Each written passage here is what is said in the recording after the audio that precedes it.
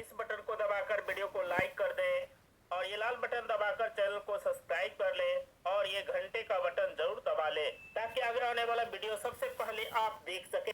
प्रिय छात्रों नमस्कार। क्लास 10 एनसीईआरटी गणित प्रश्नावली 3.1 को हम इस वीडियो से स्टार्ट करेंगे। तो इसमें हम सवाल नंबर 1 को देखेंगे जो प्रश्नावली 3.1 है, जो कि हमारा दो चर वाले रैखिक समीकरण युग्म का पहला एक्सरसाइज है। इसमें जो पहला प्रश्न है हमारा, आफ्ताब है कर अपनी पुत्री से कहता है 7 वर्ष पूर्व मैं तुमसे 7 गुनी आयु का था। 7 वर्ष पूर्व की बात कर रहा है, मतलब अगर उसका अभी आयु 25 वर्ष है तो वो 7 वर्ष पहले की बात कर रहा है, मतलब 18 साल का जब वो था उस समय का बात कर रहा है कि 18 साल का जब वो था तो वो अपने पुत्री से 7 गुना बड़ा था। फिर बात कर रहा है कि 3 वर्ष बाद, मतलब हमने अभी उसका उम्र आफ्ताब का 25 वर्ष माना है, तो 3 वर्ष बाद मतलब 28 वर्ष की आयु का बात कर रहा है कि 28 वर्ष की आयु में, मतलब अभी से 3 वर्ष बाद में तुमसे केवल 3 गुनी का आयु का रह जाऊंगा। बात बोल रहा है कि वो अभी जो 25 साल का है उससे 28 साल की उम्र में सिर्फ 3 गुना रह जाएगा वो। तो कह रहा है कि इस रिश्ते को आप बीजगणित में कैसे दिखाएंगे।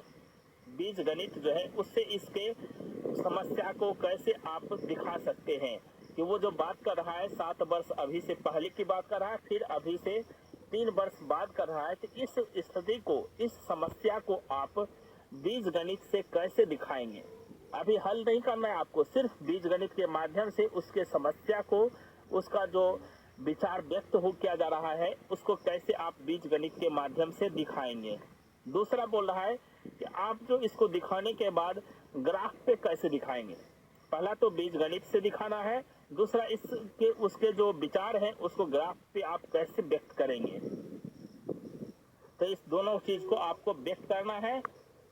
तो चलिए हम इसे व्यक्त करते हैं। इसके लिए हम सबसे पहले जो बात करेंगे कि उसका वर्तमान में आयु क्या है।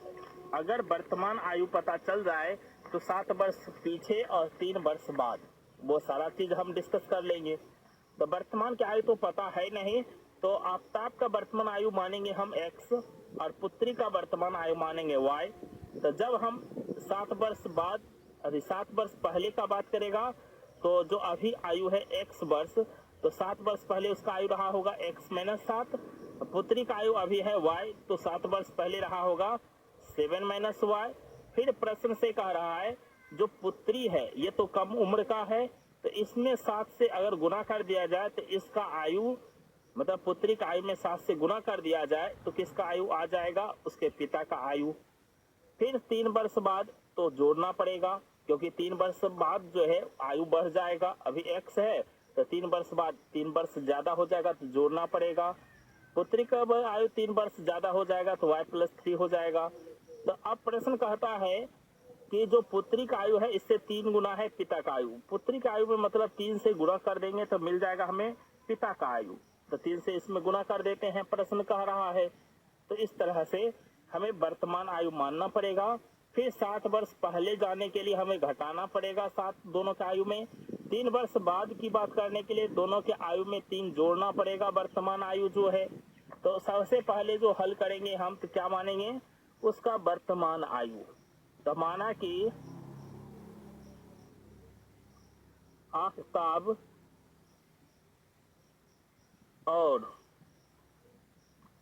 उसकी पुत्री की वर्तमान आयु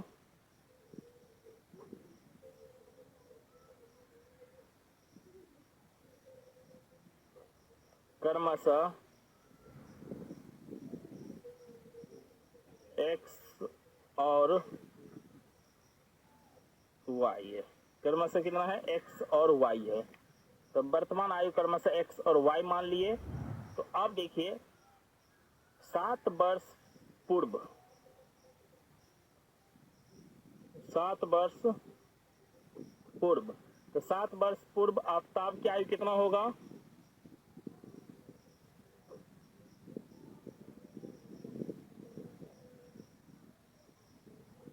7 7 वर्ष पूर्व आफ्ताब की आयु x-7 होगा और उसकी पुत्री की आयु, तो 7 वर्ष पूर्व पुत्री की आयु कितना होगा,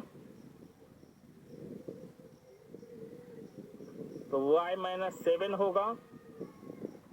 तो यहाँ पे हमें प्रश्न से चलना है। प्रश्न क्या कहता है, तो प्रश्न से जब हम चलेंगे प्रश्न से, तो प्रश्न कहता है कि अगर पुत्री की आयु में 7 से गुना कर दिया जाए तो वो पिता का आयु के बराबर हो जाता है। तो जो पुत्री का आयु है y-7, ये 7 से गुना करने पर किसके बराबर हो जाता है, पिता के आयु के बराबर। तो जो पुत्री का आयु है उसमें 7 से गुना करेंगे तो पिता के आयु के बराबर हो जाता है। तो मतलब पिता 7 गुना बड़ा है पुत्री से। ऐसे भी आप जान सकते हैं पिता पुत्री से बड़ा ही होगा। तो पुत्री का आयु यहाँ ध्यान रखना है y-7 है, इसमें गुना करना है। कभी कंफ्यूजन नहीं होना है कि उल्टा गुना कर दें आप। पुत्री की आयु में 7 से गुना करना है तब पिता की आयु के बराबर होगा। अब हम इसे हल कर लेते हैं। तो ये हो जाएगा 7y-49 बराबर x-7। ये हो गया हमारा 7y माइनस x, इधर ले लेते हैं, x माइनस हो गया, इधर प्लस है तो इधर आके माइनस, फिर -7 बचा। इस 49 को इधर माइनस है उस साइड भेजेंगे तो प्लस 49। अब हमारा ये हो गया 7y में x घट गया तो हो गया 7y माइनस x बराबर, ये -7 है, ये है प्लस 49। जब घटेगा तो ये बचेगा 42। इस तरह से ये हो गया हमारा समीकरण 1। क्या गया हमारा समीकरण 1। अब हम फिर चलेंगे 3 वर्ष बाद। इस तरह से पहला जो हम बीजगणित के माध्यम से व्यक्त किए उसके 7 वर्ष के पहले की स्थिति को इस समीकरण से व्यक्त हुआ। अब हम उसके 3 वर्ष बाद जो है उस स्थिति को व्यक्त करते हैं। 3 वर्ष बाद तो देख लीजिए 3 वर्ष बाद क्या होगा।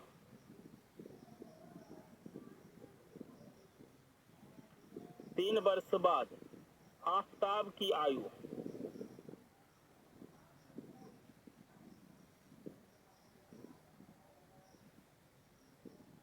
तीन वर्ष बाद आफ्ताब की आयु x+3, पुत्री की आयु कितना होगा,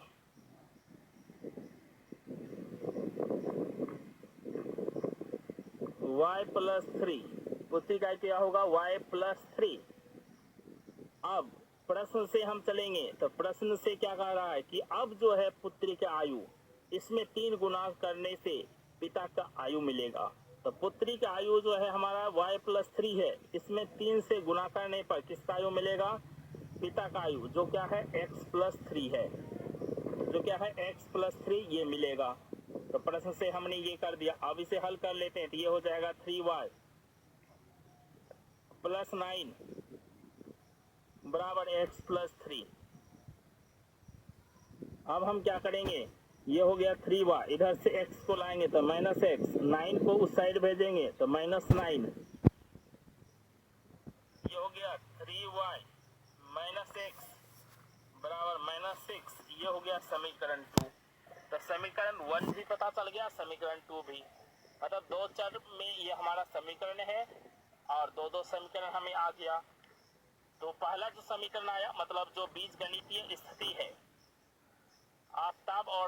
आफ्ताब का जो हमारा कहना था उसके पुत्री से, तो उसका जो बीजगणितीय स्थिति है, तो इस सवाल का बीजगणितीय स्थिति क्या है,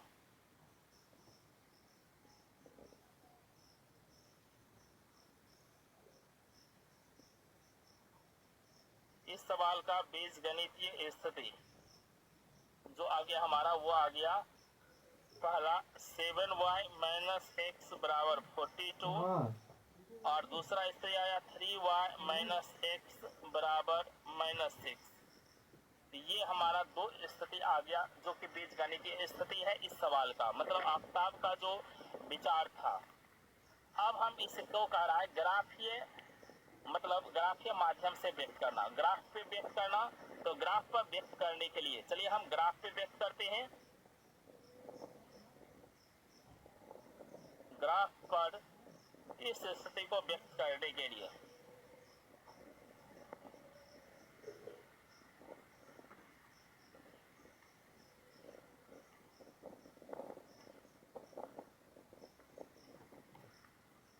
ग्राफ पे व्यक्त करने के लिए तो सबसे पहले हम इस समीकरण को लेते हैं, ये जो हमारा समीकरण 1 है, तो जो समीकरण 1 से ये हो गया 7y माइनस एक्स बराबर 42।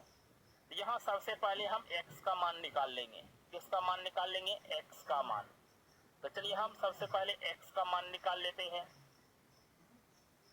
तो हम यहाँ से लेंगे 7y, x को उस साइड भेज देते हैं, 42 को इस साइड, तो इधर आ जाएगा माइनस 42 हो जाएगा, उस साइड भेज देंगे प्लस x हो जाएगा। इस तरह से x बराबर हमारा क्या आ गया? 7y minus 42। अब आपको बनाना है इसका एक सारणी। क्या बनाना है? सारणी। तो देखिए मान सारणी बना लेते हैं।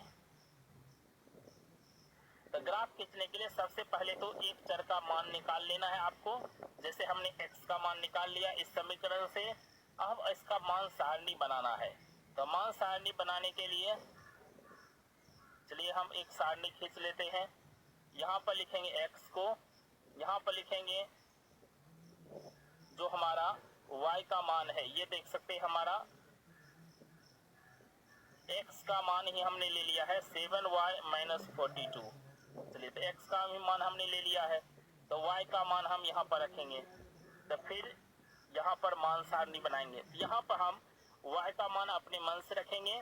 लोग कभी कभी y का मान ही निकाल लेते हैं, x का मान अपने से रखते हैं। आप किसी का भी मान ले सकते हैं, किसी का मान रख सकते हैं।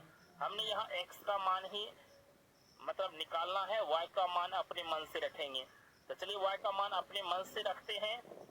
चलिए x y का मान हम 6 ले लेते हैं। y का मान क्या ले लेते हैं? 6। y का मान जैसे 6 लेंगे तो आप देख सकते हैं थोड़ा सा रफ वर्क हम यहाँ पर कर लेते हैं यूज। देखिए x का मान हम लेते हैं 6, अति y का मान 6 लेते हैं, सॉरी y का मान 6 लेते हैं। तो x का मान निकालेंगे इस समीकरण से 7y माइनस 42 से। x का मान 7y माइनस 42, यहाँ y का मान रखेंगे 6 माइनस 42, तो ये हमारा कितना हो गया? 42 माइनस 42। 42 में 42 गया 0, तो हमारा इसका मान आ गया 0। अब फिर हम यहाँ पर y का मान लेंगे, यहाँ पर फिर x का मान निकलेगा। चलिए यहाँ पर हम y का मान ले लेते हैं। तो यह 6 लिए तो आपको 4 नहीं लेना है, थोड़ा इससे छोटा या बड़ा लेना है। या तो 4 ले लीजिए या तो 8 ले लीजिए। चलिए हम 8 ही ले लेते हैं। तो x का y का मान फिर हम 8 लेते हैं।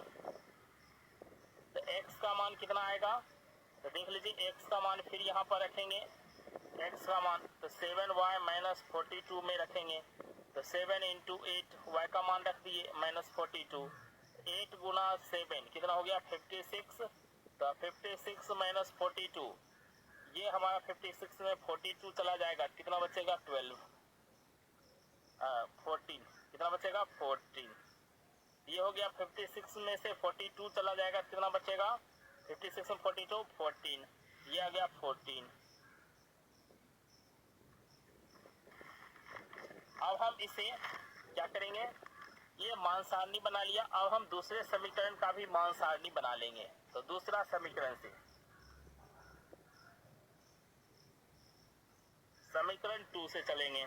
तो समीकरण 2 से 3y माइनस एक्स माइनस 6, यहाँ से आप किसी का भी मान, जैसे x का मान निकाल सकते हैं या y का मान। ज्यादातर लोग y का मान निकालते हैं, हम x का मान निकाल करके आपको बता रहे हैं। तो चलिए x का मान निकाल लेते हैं। माइनस 6 से इस साइड भेज देंगे प्लस 6, माइनस x को उस साइड भेज देंगे प्लस x। इस तरह से x का मान क्या आ गया? 3y प्लस 6 आ गया, 3y प्लस 6। तो चलिए हम फिर अब इसका मान सारणी बना लेते हैं।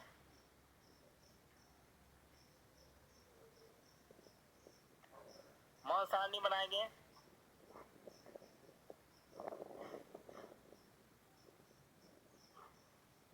x का मान आया है 3y प्लस 6 और y का मान आपको अपने से रखना पड़ेगा, तब x का मान निकलेगा। आप दो मान भी ले सकते हैं, जैसे हमने यहाँ लिया, तो यहाँ पर हमने रखा था y का मान 8। दो मान भी निकाल सकते हैं या दो से ज्यादा भी निकाल सकते हैं। चलिए हम दो ही मान निकालेंगे। तो सबसे पहले यहाँ पर हम y का मान लेंगे।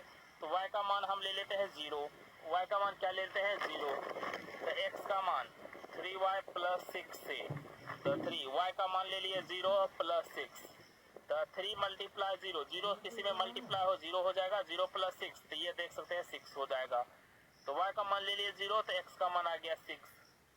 फिर और कुछ भी ले सकते हैं आप, इसलिए हम y का मान,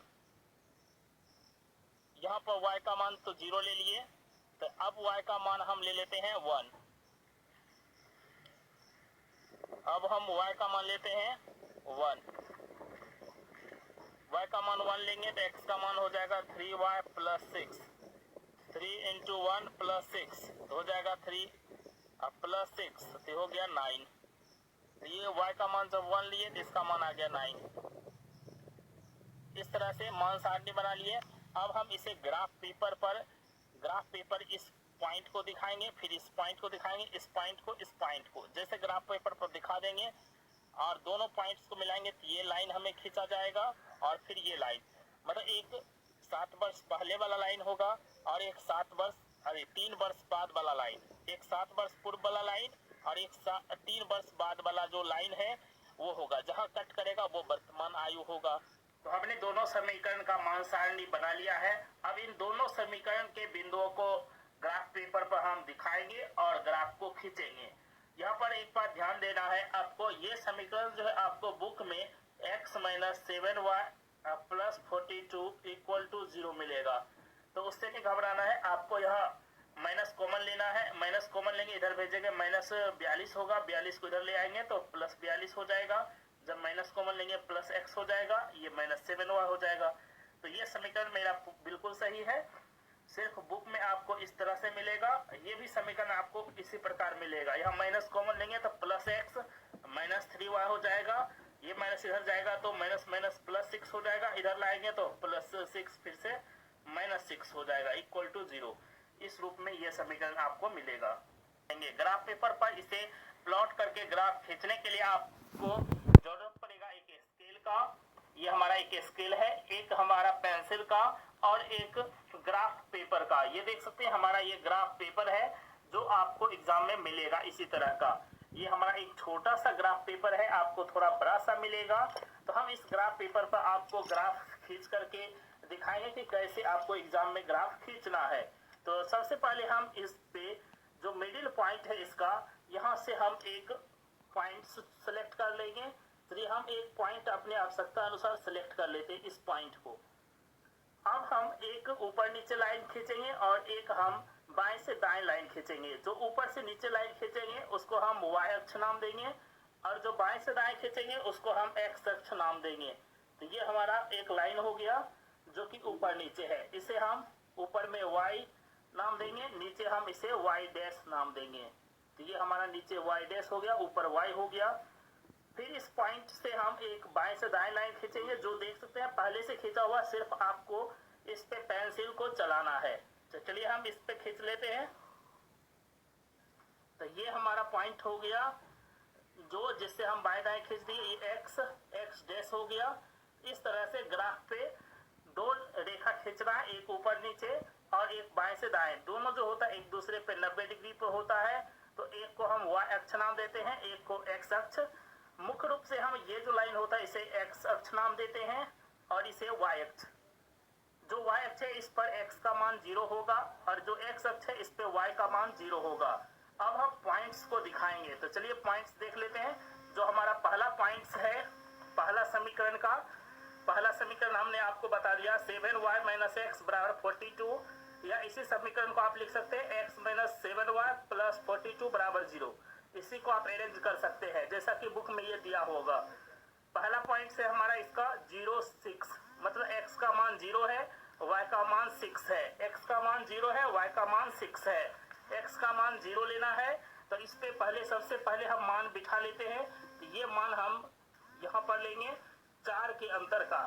आप अपनी आवश्यकता अनुसार मान लिख सकते हैं। तो ये हमारा यहाँ से यहाँ 4 लिए, तो ये हमेशा 4 ही चलेगा। अब ये हमारा 8 हो गया, ये फिर हमारा 12 हो गया, फिर ये हमारा 12 16 हो गया, ये हमारा 20 हो गया, ये हमारा 24 हो गया।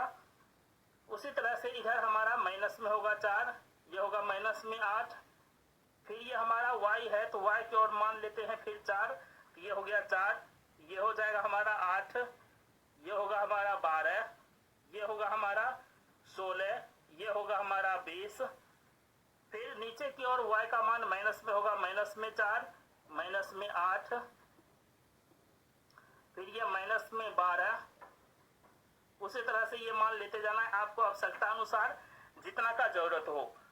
अब हम पॉइंट्स को दिखाते हैं तो x का मान 0 है, x का मान 0 y अक्ष पे कहीं भी हो सकता है, तो ये x का मान 0 y अक्ष पे कहीं भी होगा। अब y का मान 6 है तो y का मान 6 लेना है, तो ये 4 हुआ, 8 हुआ, 4 8 के बीच में ही ये जो पॉइंट है हमारा, देख सकते हैं ये बीच वाला लाइन थोड़ा ये मोटा सा खींचा हुआ है, ये हमारा बीच वाला पॉइंट है जो कि 6 होगा। तो y का मान 6 हो गया, x का मान 0 तो कहीं पे भी y अक्ष पे हो सकता है, तो उस पॉइंट को लेना है जहां x का मान 0 हो लेकिन y का मान 6 हो। तो यही पहला पॉइंट A है जहां x का मान 0 है, y का मान 6 है, तो पहला पॉइंट मिल गया। अब दूसरा पॉइंट खोजना है जहां x का मान 14 हो, y का मान 8 हो। x का मान 14 हो तो 12 हो गया, ये x का मान इधर हमारा बढ़ता है, 12 हो गया, 16 हो गया, इसके बीच में 14 होगा, ये पॉइंट्स देख सकते हैं। अब हम y का मान 8 देखेंगे, y का मान 8 देख सकते हैं, ये हमारा y का मान 8 है, तो ये लाइन जो हो गया y का मान 8 वाला हो गया। ये जो पॉइंट हो गया ये हमारा लाइन जो जा रहा है x का मान 14 वाला, तो x का मान 14, y का मान 8 देख सकते हैं, यहाँ पे होगा x का मान 14, y का मान 8, ये दो पॉइंट मिल गया। इस दो पॉइंट को मिला देंगे तो ये हमारा जो समीकरण है उसका ग्राफ आ जाएगा। तो चलिए इस दोनों पॉइंट्स को मिला देते हैं और ग्राफ को खींच लेते हैं।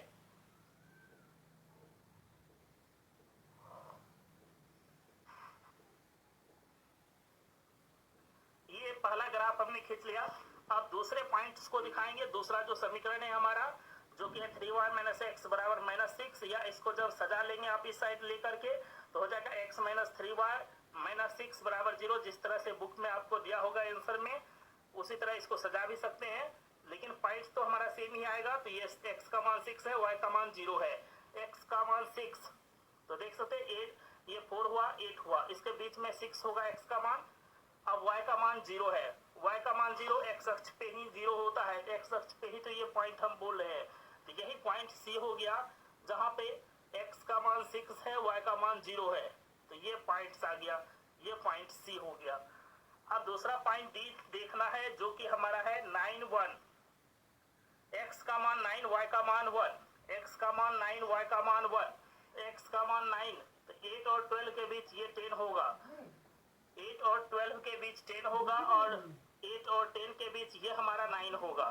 तो ये पॉइंट्स हो गया जो कि 9 होगा x का मान, तो x का मान 9, y का मान 1, y का मान देख सकते हैं कितना है 1, तो y का मान 1, तो ये हमारा जो होगा 0 से 4 है, जिसके बीच में हमारा ये 2 होगा, 2 और 0 के बीच में ये 1 होगा, तो यहाँ पे हमारा 1 होगा। तो देख सकते यहाँ से चलते जाइए, इस देख सकते यहाँ पर हमारा ये हो गया, ये 9 हो गया हमारा, ये 9 हुआ, ये 9, तो ये हो जाएगा हमारा पॉइंट, ये पॉइंट डी होगा जो कि हमारा x का मान 9 और y का मान 1 होगा। x का मान 9 यहाँ पर हमारा 8 और 10 के बीच, और यहाँ 1 होगा y का मान, तो इस तरह से जाएंगे तो ये पॉइंट मिलेगा D। अब ये तो दोनों बहुत ही नजदीक पॉइंट हो गया, आपको थोड़ा दूर लेना है। चलिए C और D नजदीक हैं, लेकिन हम इसे मिला देंगे तो ये हमारा ग्राफ मिल जाएगा। चलिए तो हम इस ग्राफ को खींच लेते हैं।